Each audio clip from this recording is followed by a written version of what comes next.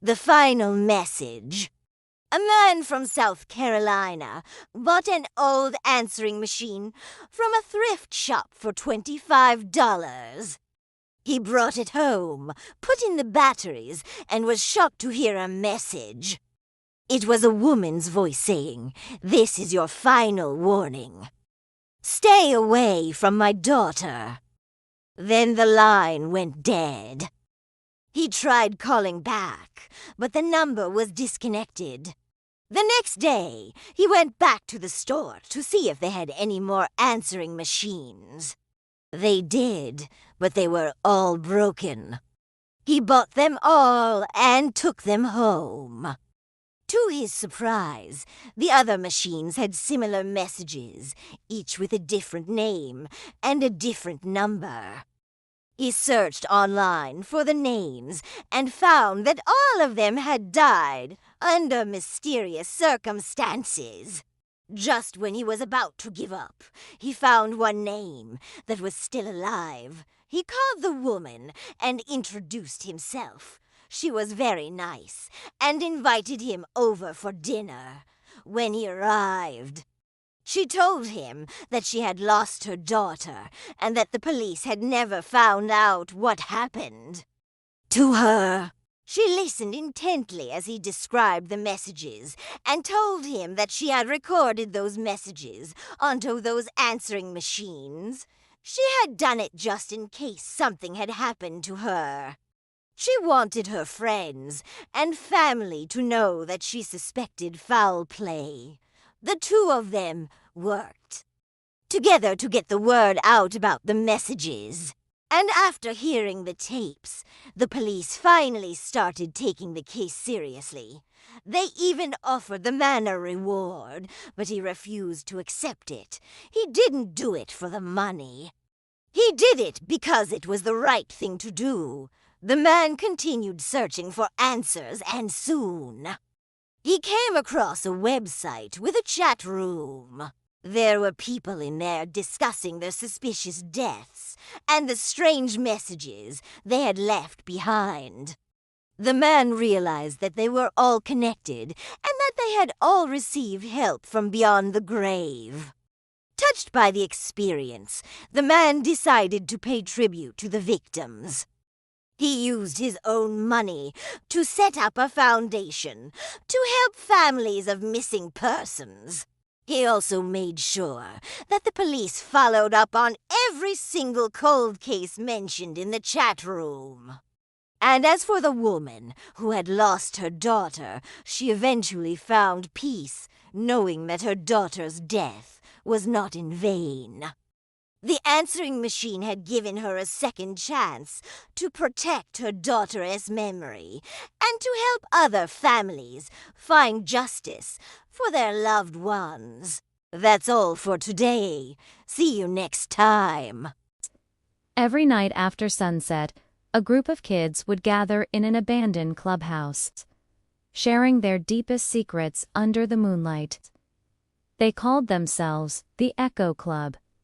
There was 10-year-old Maya, the leader of the group.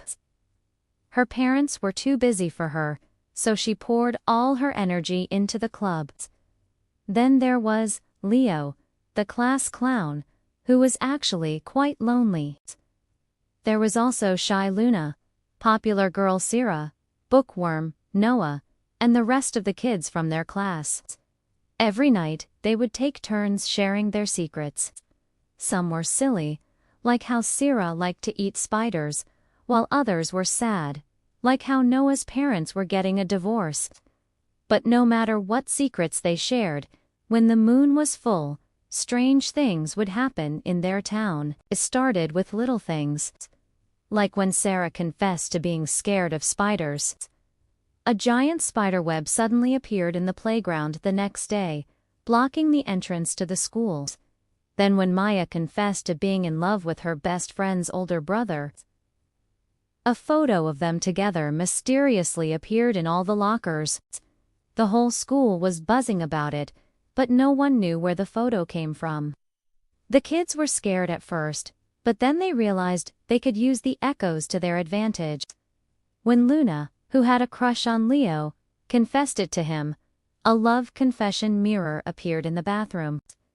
It showed Leo's reaction to hearing her confession, and he looked surprised, but then he smiled and said, "I like you too." Relieved that her secret was out, Luna felt much lighter afterwards, and so did her conscience. Word got around that the clubhouse was a magical place where you could get what you wanted by confessing your feelings. So, more and more kids started joining the Echo Club. They confessed their desires, and the next day their wishes would come true. But not all wishes were good. When Thomas, who had always been jealous of Sarah's popularity, confessed to wanting to destroy her reputation, the next day a rumor started spreading in school that Sarah was dating a teacher. It was ruining her reputation and making everyone turn against her. Realizing what they had done, the kids tried to fix it. They confessed their desire to stop the rumors, but it was too late. Sarah's reputation was already ruined.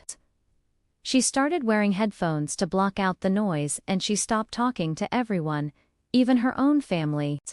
The kids felt terrible about what they had done. They had destroyed their friend's reputation, and they didn't know how to fix it.